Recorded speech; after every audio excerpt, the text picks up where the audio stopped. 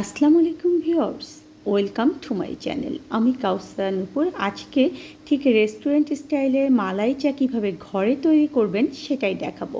আর নামি দামি রেস্টুরেন্টগুলোতে কেন মালাই চা এত দামি হয়, কী কী টিপস মেনে তারা চা তৈরি করে, সমস্ত কিছু দেখাবো। আর খুব সহজেই কিন্তু এটা ঘরে তৈরি করতে পারবো, চলুন দেখে নিই। মালাই চা করার জন্য দুধটা কিন্তু একটু পরিমাণে বেশি নিতে হবে। আপনারা যে কোনো নামি দামি রেস্টুরেন্টে যদি মালাই চা খেতে যান, তাহলে দেখবেন যে দাম কিন্তু অনেকটা বেশি।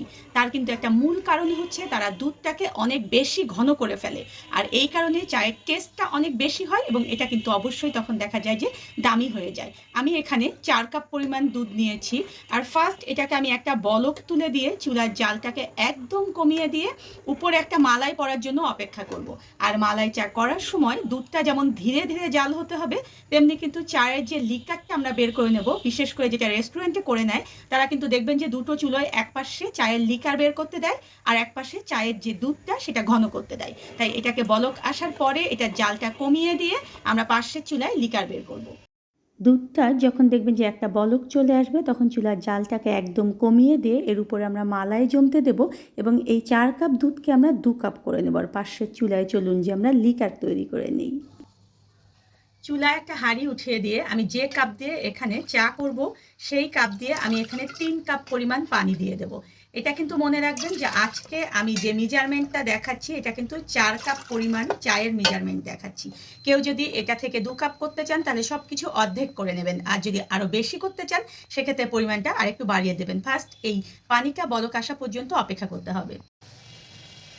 পানিটা যখন দেখবেন যে বলক চলে এসেছে, তখন এখানে আমি মেপে মেপে মাপের যে টেবিল চামচ রয়েছে সেটা দিয়ে 3 টেবিল চামচ পরিমাণ দেখুন যে চা পাতা দিয়ে দিচ্ছি। আর চা পাতার ব্যাপারে বলি যে অবশ্যই কিন্তু চা পাতাটা একটু ভালো মানের চা পাতা ব্যবহার করার চেষ্টা করবেন। মোটা দানার চা পাতা যদি হয় তাহলে সেক্ষেত্রে লিকার বের হতে একটু সময় বেশি লাগবে, তবে সেই চাটা কিন্তু অনেক ভালো লাগে খেতে। আর যদি আপনার চিকন দানার চা পাতা হয় সেক্ষেত্রে লিকারটা অনেক দ্রুত বের হবে, সেক্ষেত্রে দেখা যায় যে ফ্লেভারটা কিন্তু খুব কম থাকে। এখানে দেখুন যে আমি চা পাতা দেওয়ার পরে চুলার জালটাকে একেবারে আমি দেখাচ্ছি একেবারে দেখুন যে কমিয়ে দিয়ে এটাকে রেখে দিলাম, যাতে করে ধীরে ধীরে লিকারটা বের হয়। আর পাশের চুলায় কিন্তু আমার দেখুন যে দুধ কিন্তু জাল হচ্ছে, যার উপরে দেখাচ্ছি আমি দেখুন যে মালাই কিন্তু জমা হয়ে যাচ্ছে। এই যে ঠিক দেখুন এরকম করে মালাই জমা হচ্ছে, আর এই মালাইটা দিয়েই কিন্তু আমাদের মালাই চা হবে। এখানে দেখুন যে আমি 8 থেকে 9 মিনিট ধরে অল্প আঁচে লিকার বের করে নিয়েছি। কেউ যদি আরও বেশি লিকার বের করতে চান তাহলে আরও 2 থেকে 3 মিনিট এখানে জাল করবেন। এর চেয়ে বেশি করলে কিন্তু পানিটা বেশি কমে যাবে, তখন কিন্তু আমাদের চাটা আর 4 কাপ হবে না। আর পাশের চুলায় দেখুন যে আমার একেবারে খুব সুন্দরভাবে উপরে মালাই জমা হয়ে গিয়েছে।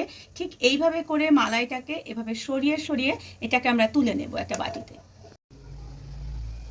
দুধটা যখন দেখবেন যে ঘন হয়ে যাবে, তখন দেখবেন যে দুধে একটা খয়েরি কালার চলে আসবে। দেখুন দুধটা একদম কত সুন্দর একটা কালার চলে এসেছে। আর এই দুধটা যত বেশি ঘন হবে আপনার চাটা খেতে কিন্তু ততটাই মজা হবে। এখন চলুন আমরা চা তৈরি করতে চলে যাই। চাতে যখন আমরা সব কিছু রেডি করে নেব, তখন দেখবেন যে চাটা বানানো আমাদের জন্য অনেক সুবিধা হয়ে যাবে। ফার্স্ট আমি লিকারটাকে দেখুন যে এভাবে ছেঁকে নিচ্ছি। এখন দেখুন যে দুধটাকেও আমি একটা পাত্রে ঢেলে নিচ্ছি। কতটুকু চিনি খেতে চান সেটা কিন্তু আপনার উপরে ডিপেন্ড করবে, আপনি ঠিক কতটুকু মিষ্টি পছন্দ করেন। আমি আমার পছন্দ মতো চিনি এখানে দিয়ে দিলাম। আর ফার্স্ট এখানে দেখুন যে আমি লিকার দিয়ে দিচ্ছি। লিকার দেওয়ার পরে এই চিনিটাকে একটু গুলিয়ে নেবেন, তাহলে অনেক সুবিধা হবে। কেউ যদি চান যে চিনিটা একেবারে চা পাতার সঙ্গে এক জাল করে নিতে, সেটাও কিন্তু করতে পারবেন। এভাবে দেখুন যে আমি চিনিটাকে গুলিয়ে নেওয়ার পরে এখানে ঠিক আমার পছন্দ মতো দুধ মিলিয়ে দিচ্ছি। তারপর দুধ দিয়ে দেখুন মিলানোর পরে কালারটা কতটা সুন্দর এসেছে। আর এখন যে এই যে মালাইটাকে আমি তুলে রেখেছিলাম সেটাকে এভাবে চামচ দিয়ে একটু ভেঙে দিলে পরে চাটা খাওয়ার সময় আমাদের সুবিধা হবে। দেখুন এভাবে মালাইটাকে চামচ দিয়ে একটু ভেঙে ভেঙে দেবেন, দিয়ে আপনি ঠিক কতটুকু মালাই খেতে চান সেটাও কিন্তু আপনার উপরেই ডিপেন্ড করবে। যত বেশি মালাই দেবেন তত কিন্তু চাটা বেশি টেস্টি হবে। কারো যদি প্রবলেম থাকে মালাইয়ে সেক্ষেত্রে আপনারা কিন্তু কম ব্যবহার করবেন, তবে এই চাটা কিন্তু খেতে অসম্ভব মজাদার। দেখুন এভাবে একটু মিলিয়ে দিলেই আমাদের একেবারে মালাই চা রেডি হয়ে গেল।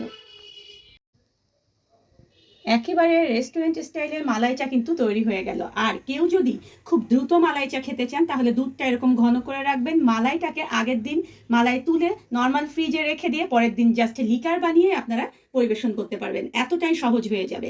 আর অবশ্যই সবাই এই ঠান্ডার সময় এনজয় করবেন এই মালাই চা। ধন্যবাদ সবাইকে আমার সঙ্গে থাকার জন্য। আর আমার পরবর্তীতে আরও নতুন কোনো ভিডিও পেতে হলে প্লিজ আমার চ্যানেলটা সাবস্ক্রাইব করে পাশেই থাকবেন।